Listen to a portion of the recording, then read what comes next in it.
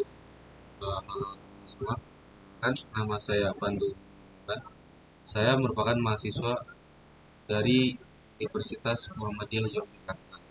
Saya sendiri menempuh jurusan pendidikan di Fakultas Pendidikan Bahasa, yang mana jurusan saya adalah Pendidikan Bahasa Inggris dengan nomor dengan NIM saya yaitu 2020 0810064. Ya, eh, saya di sini akan membahas tentang apa namanya. Pada Ramadan kemarin, saya mengikuti suatu kajian dan saya menemukan atau mencatat sebuah materi yang menurut saya sangat bagus. Jadi di sini akan saya sampaikan materi tersebut. Sebenarnya pada awalnya ini Ustadz ini memang nggak menyebutkan judul, tapi setelah itu saya jadi mengetahui apa judul dari materi yang dimaksud oleh Ustadz ini. Yang judul yang dimaksud adalah kemanakah pengembaraan hidup ini membawaku dan kemana apa akhir perjalananku membawaku juga. Oke, langsung mulai saja. Jadi eh, banyak manusia yang tidak tahu arah pengembaraan kehidupannya. Eh, tapi sebelum itu, kalau kita hidup jika dikalkulasikan pada hitungan manusia, maka hidup kita itu hanya 1,5 jam saja, sangat sebentar sekali. Maka itu dengan hidup yang amat sangat sebentar ini, kita harus mengisinya dengan melakukan kebaikan-kebaikan yang sangat amat banyak dan yang sekiranya memang harus kita lakukan kebaikan itu. Nah, eh, dan jangan lupa gitu kan untuk kita selalu perbanyak bersyukur. Lalu eh, di dalam di dalam tubuh ini kita ini, di dalam diri kita ini terdapat bagian dari Allah Subhanahu wa taala yang sering kita sebut sebagai ruh. Nah, karena ruh kita ini ditentukan oleh Allah, maka itu sama hal inilah yang menyebabkan mengapa Allah itu selalu dekat dengan kita. Bahkan bisa dibilang Allah itu lebih dekat dengan kita daripada urat nadi kita sendiri. Dan ruh yang kita miliki ini hanya memiliki satu keinginan, yakni kembali kepada zat yang maha tinggi, yaitu Allah Subhanahu wa taala sendiri. Adapun menjaga ruh untuk kembali pada keabadian yang hakiki adalah dengan tetap mensucikan ruh kita dan jangan sampai kita kotori. Salah satu cara untuk menjaga ruh adalah berpuasa. Nah, pas banget karena kemarin memang lagi Ramadan ini, jadi Ustaznya mengarah ke pada puasa ini sendiri gitu. Nah, ini salah satu contohnya gitu kan. Berpuasa. Yang mana puasa itu berguna untuk menahan diri dari ya segala macam godaan serta untuk meningkatkan ketakwaan gitu. Nah, pada bulan Ramadan itu bulan Ramadan sendiri ya bertujuan untuk membatasi maksud puasa saat bulan Ramadan sendiri ya bertujuan untuk membatasi kita dari segala hal, bahkan pada contoh kecilnya itu seperti ketika berbuka itu makan secukupnya saja. Nah, untuk mensucikan ruh kita pada bulan Ramadan ini, kita harus lakukan kegiatan seperti berzikir pada malam hari atau beribadah pada siang hari atau malam hari gitu kan. Dan terakhir adalah karena tadi seperti yang saya bilang sebelumnya, ruh kita itu bagian dari Allah sehingga ruh kita merindukan eh, pertemuan dengan Allah. Jadi, dan kita sendiri tahu kan kalau ternyata surga itu merupakan tempat Allah gitu kan. Allah tuh di atas arsy, yang mana arsy ini merupakan tempat yang ada hanya di surga paling tertinggi. Nah, Di situ.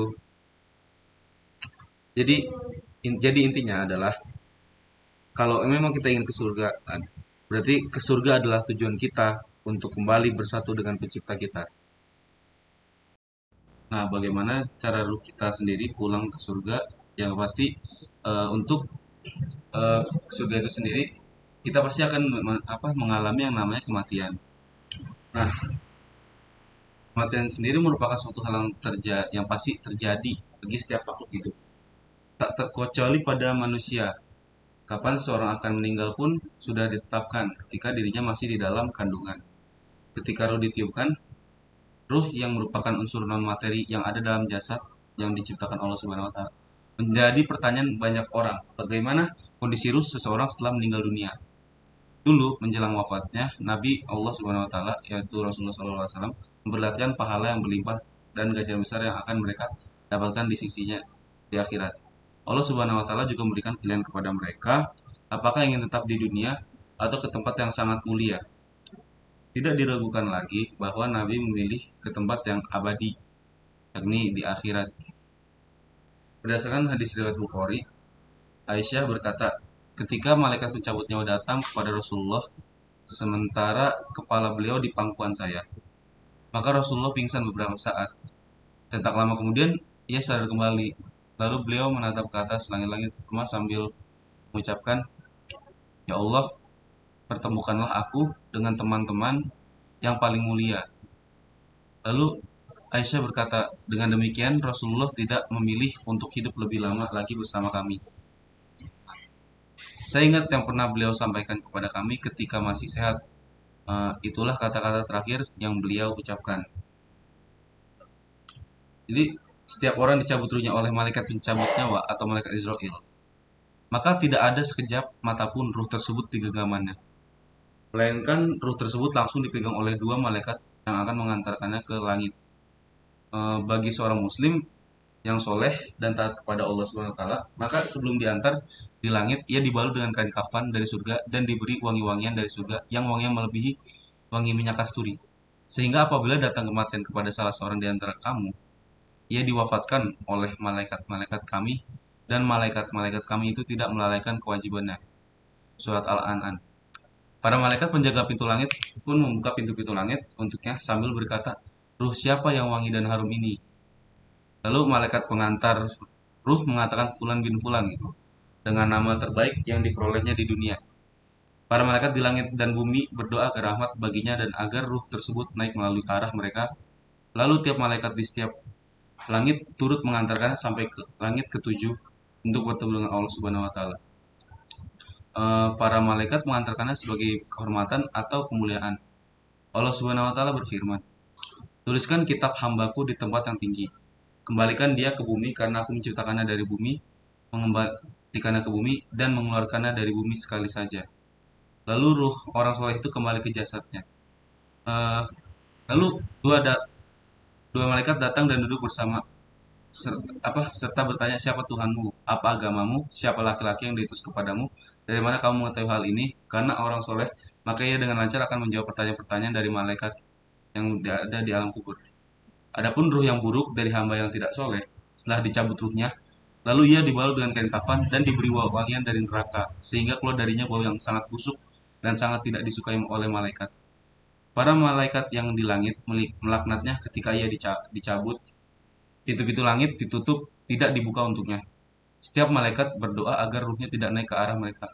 Malaikat dan ruh tadi melewati sekelompok malaikat yang bertanya, ruh siapa yang sangat bau busuk ini? Lalu malaikat ruh menjawab, Fulan bin Fulan dengan nama terburuk yang digunakan di dunia. Malaikat penjaga pintu tetap tidak membukakan pintu langit. Allah Subhanahu wa taala berfirman, Sungguhnya orang-orang yang mendustakan ayat kami dan menyembuhkan diri terhadapnya, sekali-kali tidak akan dibukakan bagi mereka pintu-pintu langit dan tidak pula mereka masuk surga. Hingga unta masuk ke lubang jarum. Surat Al-A'raf ayat 40. Tentunya orang-orang kafir tidak dapat masuk surga. Ini bahaya kekufuran, kesyirikan. Allah Subhanahu wa taala menyuruh malaikat untuk mengembalikannya ke bumi. Akibat pintu-pintu langit tidak dibuka untuknya, maka ruh tersebut dilempar dengan keras dari tempat yang tinggi sampai kembali ke jasadnya. hingga akhirnya nanti datang malaikat mendekatinya untuk bertanya dan memberikan balasan terhadap perbuatannya selama masih hidup. Nah, mungkin itu saja dari saya. Eh, Bila ada kekurangan yang mohon maaf, karena saya hanyalah manusia biasa yang tentu saja kelebihan hanya ada pada Allah Subhanahu wa taala. Mungkin demikian dari saya. Bila kita walhidayah. Assalamualaikum warahmatullahi wabarakatuh.